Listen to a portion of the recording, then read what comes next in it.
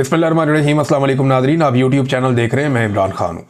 नाज़रीन, जो खैबर पख्तूनख्वा में ऑपरेशन शुरू किया गया मिलिट्री की जानिब से, उसके ऊपर सख्त किस्म का रद्द-ए-अमल आ रहा है। सेनेटर मुश्ताक साहब ने इस पर क्या कहा, पहले वो आपको मैं बता देता हूँ, ताकि फिर खैबर पख्तूनख्वा की जो सूबाई हुकूमत है उसका बड़ा इंपॉर्टेंट रद्द-ए-अमल था जिसका सारे इंतज़ार कर रहे थे। तो सेनेटर मुश्ताक का ये कहना है कि आज बाजौड़ में जो सरबकफ के नाम से 22वां मिलिट्री ऑपरेशन शुरू किया गया, इससे पहले 21 हो चुके हैं। ये अफसोसनाक है। इसकी मजम्मत उन्होंने की और उन्होंने कहा 3 दिन के लिए कर्फ्यू लगाना ये भी तकलीफदेह है।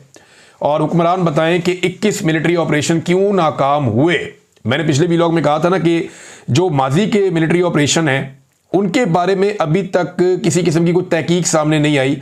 हमें पता नहीं चला कि वो कामयाब हुए या नाकाम हुए, उनके बारे में कोई बातें नहीं बताई गई। तो ये नए ऑपरेशन जब कर लेते हैं पिछले ऑपरेशंस के बारे में कोई एहतसाब किए बगैर, तो पाकिस्तान तो इस तरह आगे ही नहीं बढ़ेगा। अब वहां पे लोगों का बड़ा सख्त रद्द-ए-अमल है। खैबर पख्तूनख्वा में वो ऑपरेशन के नाम से चिढ़ते हैं और इसमें क्या चीजें होने जा रही हैं ये मैं आपको बताता हूं। लेकिन पहले आप ये देखें कि मीडिया को जो सिक्योरिटी जराए हैं उन्होंने जो खबर जारी की थी वो क्या थी। जो चीदा चीदा लोग हैं जिन्हें खबरें भिजवाई जाती हैं, तो वहां से मैंने खबर निकलवाई कि एस्टेब्लिशमेंट की जानिब से जो मीडिया को शुरू में खबर भिजवाई गई जब ये सरबकफ नाम से ऑपरेशन शुरू किया गया, तो वो खबर क्या थी। उन्हें यह बताया गया कि ये जनाब खबर है, मैं आपको पढ़ के सुनाता हूं कि ज़िले इंतजामिया बाजौड़ ने खैबर पख्तूनख्वा हुकूमत की हदायत और इंटेलिजेंस बेस्ड रिपोर्ट्स की रोशनी में हसास इलाकों में सेक्शन 144 नाफज कर दी है। यानी जो ज़िले इंतजामिया बाजौड़ की, उन्होंने ये 144 का जो नफाज किया है ये सूबाई हुकूमत की हदायत पर किया है, उन्होंने उनके खाते में डाला। नंबर 1। नंबर 2, ये फैसला दहशतगर्द अनासर की मुमकिना नकलो हरकत रोकने और अवाम की जानो माल के तहफ़्फ़ुज़ के लिए नहायत अहम कदम है। खैबर पख्तूनख्वा हुकूमत, अफवाज पाकिस्तान, पुलिस और इंटेलिजेंस इदारे मुकम्मल हम आहंगी से काम कर रहे हैं। IBOs और टारगेटेड ऑपरेशन जारी हैं ताकि दुश्मन को इलाके में पनपने ना दिया जाए। कानून की रिट कायम रखने के लिए सिविल मिलिट्री कोऑर्डिनेशन भरपूर तरीके से फाल है।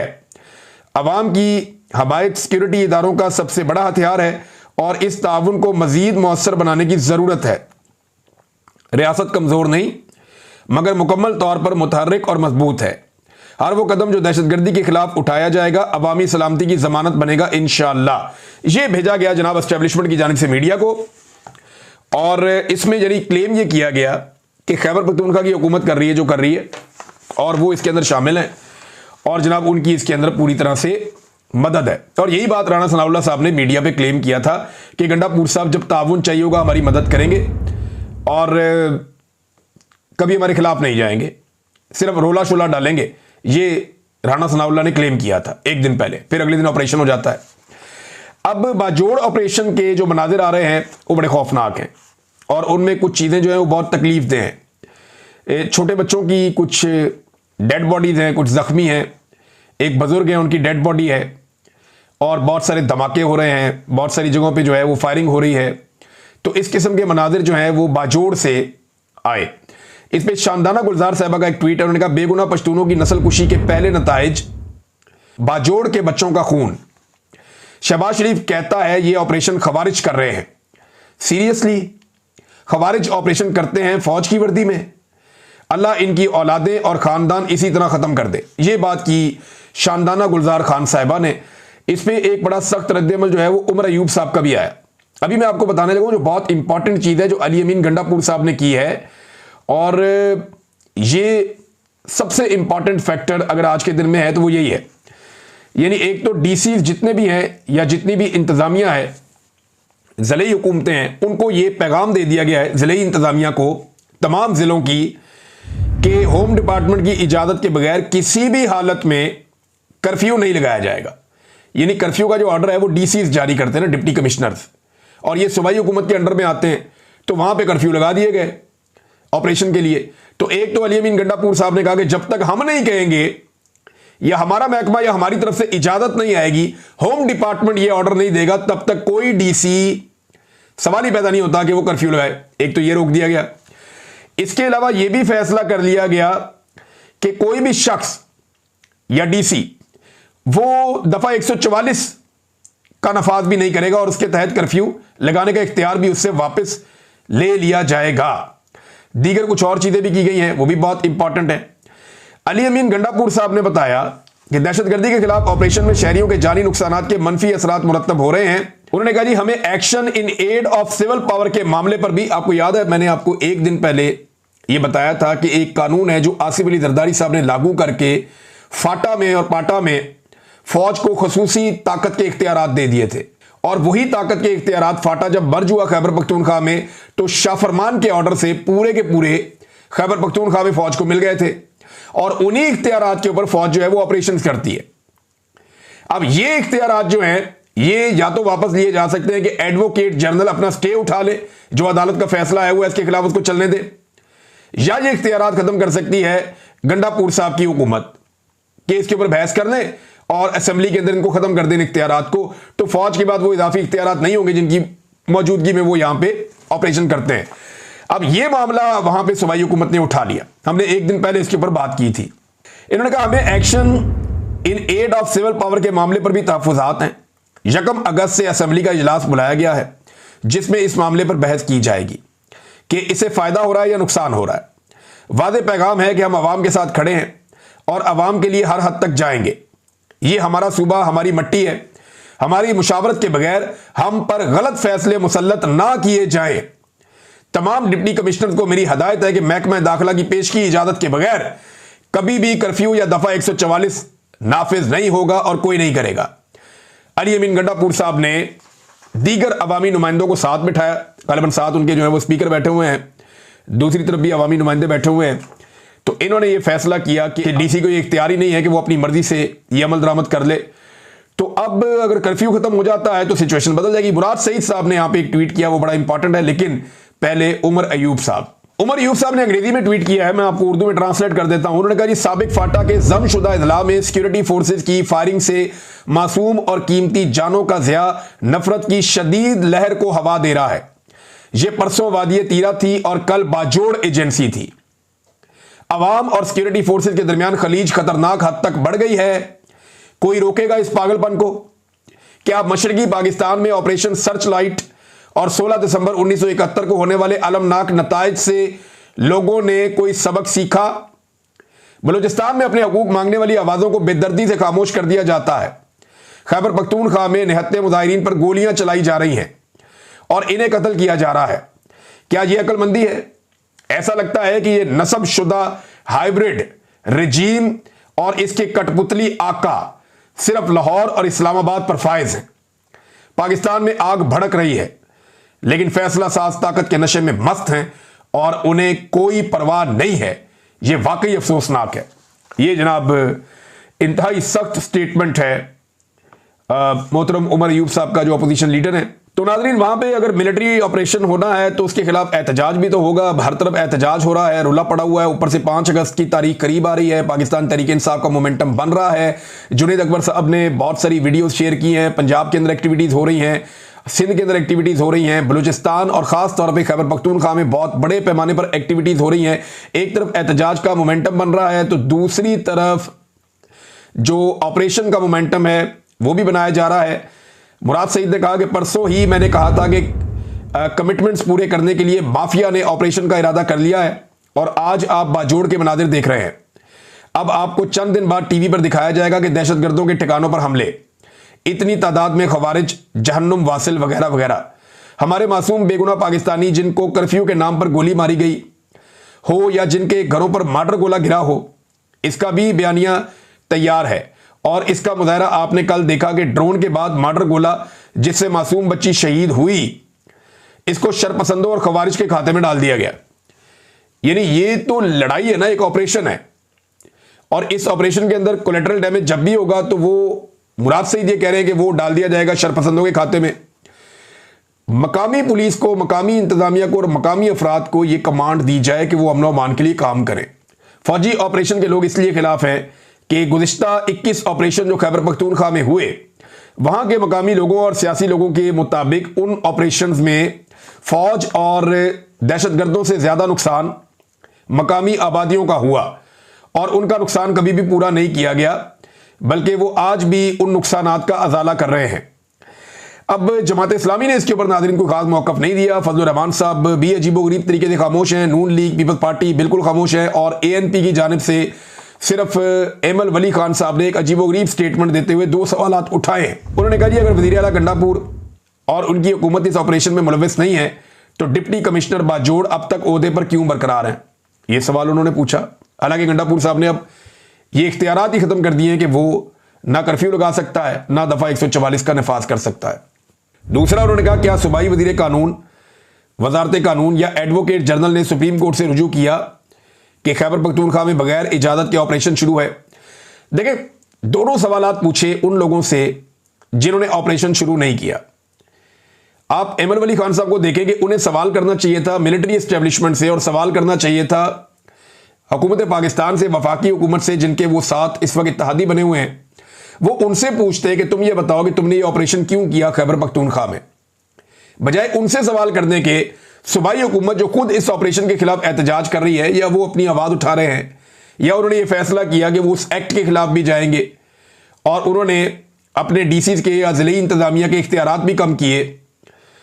तो ये सारी चीज़ें जिन्होंने की उनके खिलाफ बयानियां बना रहे हैं एमल वली खान साहब, बजाय इसके कि जिन्होंने ये अटैक किया या जिन्होंने ये फैसला किया उनके ऊपर वो बात करते हैं। मंजूर पश्तीन साहब काफ़ी अरसे से दिखाई नहीं दे रहे, उनका और मुराद सईद साहब का मौक़िफ़ आजकल मिलता जुलता है, लेकिन मैंने सबसे पहले जो डालड़ी जंग और इस तरह की जो मैंने टर्मिनोलॉजी सुनी थी, ये मैंने मंजूर पश्तीन साहब से बहुत सारी ऐसी चीज़ें सुनी माजी में, और उन्हें भी बहुत शदीद खतरा है, उनकी जान को भी खतरा है, जैसे मुराद सईद को खतरा है।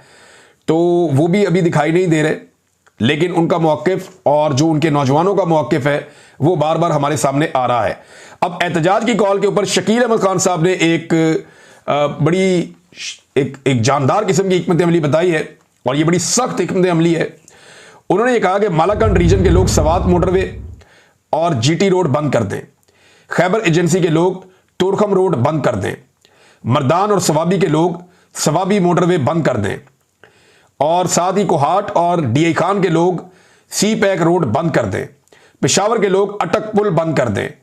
शकील अहमद ये जो साबिक वजीर खैबर पख्तूनख्वा के इमरान खान साहब के साथियों में से एक, उनका ये कहना है, एक लीडर है पाकिस्तान तहरीक इंसाफ के, कि जनाब ये 5 अगस्त के हवाले से ये सारे इलाके एहतजाज के तौर पे खैबर पख्तूनख्वा के लोग बंद करें ताकि इससे हुकूमत होश के नाखून ले।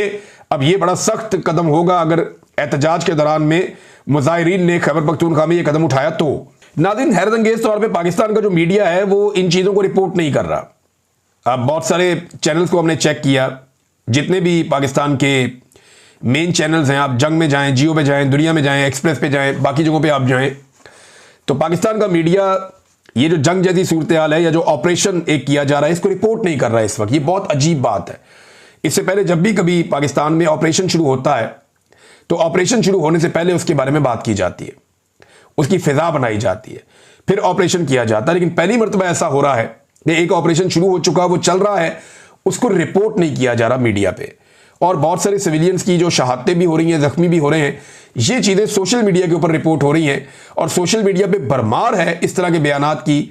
ज़्यादातर जो खैबर पख्तूनख्वा के लोग हैं उनकी जानिब से, बल्कि खैबर पख्तूनख्वा की अक्सरियत नहीं, तकरीबन सारा खैबर पख्तूनख्वा ये चाहता है कि खैबर पख्तूनख्वा में अमन आए, लेकिन साथ ही साथ वो ऑपरेशन से खाइफ हैं कि ऑपरेशन नहीं होना चाहिए। और साथ ही साथ एक धरने का भी ऐलान किया गया है नजीबुल्लाह खान मामूद की जानिब से। उन्होंने आज सुबह 10 बजे तहसील मामूद के तमाम नौजवान, बूढ़े, बच्चे और ख़वातीन काले झंडों के साथ उमरी चौक पहुंचे। सलारजई, अतमान खेल, अरंग बरंग और चारमंग और नवागई के नौजवान सिविल कॉलोनी खार के सामने मेन रोड पर पहुंचे। हमारा सबर खत्म हो चुका है, मजीद जनाजे नहीं उठा सकते, मादनियात पर कब्जे की आड़ में अपने खून बहाने नहीं देंगे, तब तक बैठेंगे जब तक अमन नहीं दिया जाता। अल्लाह ताला हमारा मददगार हो, आमीन। ये नजीबुल्लाह खान मामूद जो हैं इन्होंने ये स्टेटमेंट दिया है, और यहां पे भी एक एहतजाज की तैयारी की जा रही है। नाज़रीन, इमरान खान साहब के साहबजादे कासिम ने एक इंटरव्यू दिया, और ये इंटरव्यू उन्होंने दिया अमेरिकन टीवी चैनल को। वो तो चले गए वापस बरतानिया, लेकिन अमेरिकन टीवी के ऊपर वो इंटरव्यू नशर हुआ इमरान खान साहब के बेटे की जानिब से। ये पहला इंटरव्यू है इंटरनेशनल मीडिया को बाकायदा। उन्होंने क्या बातें की मैं कुछ आपके सामने रख देता हूं जो अभी तक चीज़ें सामने आई हैं। उन्होंने कहा मेरे वालिद को गंदा पानी फराहम किया जा रहा है और 10 अफराद जेल से ऐसे निकले हैं जो हेपाटाइटिस से जाँ बाक हो गए निकलने के बाद, और मेरे वालिद को गंदा पानी दिया जा रहा है जिसमें मिट्टी की आमेजिश है। और साथ ही उन्होंने जो है वो अक़वाम मुत्तहिदा, एमनेस्टी इंटरनेशनल और सबसे जो रिक्वेस्ट की और उन्होंने तस्करा किया कि इसलिए हम यहाँ पे आए हैं। और साथ उन्होंने ये भी कहा कि 200 से ज़्यादा मुकदमात हैं मेरे वालिद के ऊपर। जब वो एक मुकदमे में फारिग होते हैं तो 4-5 मज़ीद उनके ऊपर डाल दिए जाते हैं। 10 दिन उन्हें बिजली के बगैर रखा गया जो तशद्दुद का एक तरीका है। 2 घंटे के लिए उन्हें दिन में बाहर निकाला जाता है। 4 माह हो गए हैं हमसे बात नहीं करवाई गई। 8 महीने से हमारे वालिद को उनके डॉक्टर से चेकअप नहीं करवाया गया। ना मैं सियासतदान हूँ और ना ही मेरा कोई सियासत करने का इरादा है। मैं सिर्फ अपने वालिद को जेल से निकाल कर उन्हें एक बार देखना चाहता हूँ। 2.5 साल कबल मेरी आखिरी मुलाकात हुई थी अपने वालिद से और ये उस वक्त हुई जब उन्हें 3 गोलियां मारी गई थी। उसके बाद उन्हें जेल में डाल दिया गया। और मैं मीडिया के हवाले से कोई ट्रेंड नहीं हूँ, यानी मीडिया पे कैसे बात करनी है मैं नहीं जानता कि यहाँ क्या कहना और क्या नहीं कहना, और ज़्यादा इसके बारे में मुझे नॉलेज नहीं है। मगर सिर्फ इतना जानता हूँ या चाहता हूँ कि मेरा ये पैगाम सब तक पहुँचे कि मेरे वालिद के साथ क्या हो रहा है। हम यहाँ मुलाकातों से जो हमारी हुई है अमेरिका में उनसे पुरुम्मीद हैं। फिर एक सवाल के जवाब में उन्होंने कहा जी आसिम मुनीर को जिम्मेदार करार दिया जो इस वक्त इंचार्ज हैं और उनकी मुद्दत इस साल ख़त्म हो रही थी मगर वो 2 साल मजीद जारी रखने जा रहे हैं और उन्होंने एक डिक्टेटरशिप इसको करार दिया है। और यही इंप्रेशन है कि उनकी वजह से मेरे वालिद जेल में हैं पाकिस्तान में, आसिम मुनीर साहब की वजह से। और साथ उन्होंने ये भी कहा कि मेरे वालिद पर शदीद सख्तियों के बावजूद वो कैद खाने में से 2/3 अक्सरियत से इलेक्शन जीत गए। पाकिस्तान के 25 करोड़ लोगों का हक है कि उनके मैंडेट का और वोट का एहतराम किया जाता। बदतरीन धांधली पाकिस्तान में की गई है। इंतखाबी निशान छीन लिया गया है उस मुल्क में जहां पढ़े लिखे लोग कम तादाद में हैं। इलेक्शन के दिन की धांधली का भी उन्होंने जिक्र किया। इंटरनेट को बंद रखा गया, हर हरबा इस्तेमाल किया गया, मगर इसके बावजूद मेरे वालिद जीत गए। और कुछ बातें उन्होंने साथ मजीद भी की। तो ये इमरान खान साहब के बेटे कोशिश कर रहे हैं। वो कहते हैं मेरा सियासत से कोई ताल्लुक नहीं, मैं सियासत करना ही नहीं चाहता और ना मैं कभी करूंगा। और दूसरा उन्होंने कहा जी मैं ये भी नहीं जानता कि मीडिया के अंदर आके क्या बात करनी और क्या नहीं करनी। मैं कोई मीडिया के लिए ट्रेंड भी नहीं हुआ, लेकिन मैं इतना चाहता हूं कि दुनिया को पता चले कि मेरे वालिद के साथ क्या हो रहा है। फिर उन्होंने बताया कि उनके वालिद के साथ क्या क्या किया जा रहा है, इलेक्शन में क्या हुआ और जिम्मेदार कौन है और वो क्या चाहते हैं, ये उन्होंने बताया। फिर इनके बारे में खबर आ रही है कि ये पाकिस्तान में आएंगे, इमरान खान के बेटे। ये तहरीक को लीड नहीं करेंगे। वो इमरान खान साहब ने कहा कि मैं जेल से लीड करूंगा। तो इमरान खान के बेटे तहरीक को लीड करने नहीं आ रहे, लेकिन अपने वालिद से मिलने वो आएंगे और उसके लिए पहले अदालत से इजाज़त ली जाएगी कि उनकी बेटों की अपने वालिद से मुलाकात करवाई जाए। क्योंकि अलीमा खान कहती है कि हमारी मुलाकात यहाँ पे नहीं हो रही, अदालतों में जा जाकर हम थक गए हैं, तो बेटों की मुलाकात कैसे करवाई जाएगी वालिद से। अब नाज़रीन एक और खबर है और ये इंतहाई अफसोसनाक खबर है। इस तरह की खबरें पाकिस्तान की ऐसा लगता है रूटीन बनती जा रही हैं और बड़ी तशवीशनाक खबरें हैं ये। खबर ये है कि जनाब army chief field marshal Hafiz Saeed Asim Munir साहब ने फरमाया था कि पाकिस्तान को छोड़कर जो लोग जा रहे हैं बहुत बड़ी तादाद में, ये ब्रेन ड्रेन नहीं है बल्कि ये ब्रेन गेन है, यानी इसका पाकिस्तान को उनके बकौल फायदा हो रहा था। अब जो लोग पाकिस्तान छोड़कर जा रहे हैं तो मैं पाकिस्तानियों को मुबारकबाद देना चाहता हूं कि ये जो ब्रेन गेन है ना, इसमें पाकिस्तान दुनिया का नंबर 1 मुल्क बन गया है। पाकिस्तान आबादी के एतबार से दुनिया का नंबर 1 मुल्क नहीं है, लेकिन मुल्क छोड़कर जाने वालों के एतबार से आज पाकिस्तान दुनिया का नंबर 1 मुल्क बन गया है। और ये द टाइम्स की रिपोर्ट है। अगर तो आर्मी चीफ साहब के बकौल ये ब्रेन गेन है तो पाकिस्तान में ब्रेन गेन हो रहा है। और बड़े बड़े ज़हीन लोग हैं, डॉक्टर्स हैं, इंजीनियर्स हैं, जो टेक्निकल लोग हैं, वो लोग जिनके पास कुछ 4 पैसे हैं वो अपना पैसा लेकर, जो सरमायाकार हैं वो अपना सरमाया लेकर, हर कोई पाकिस्तान छोड़कर जाना चाहता है क्योंकि वहाँ पे एक मायूसी फैला दी गई है जो इंतहाई बदकिस्मती की बात है। अब तक के लिए इतनी, अपना ख्याल रखिएगा, अपने इस चैनल का भी। अल्लाह हाफ़िज़।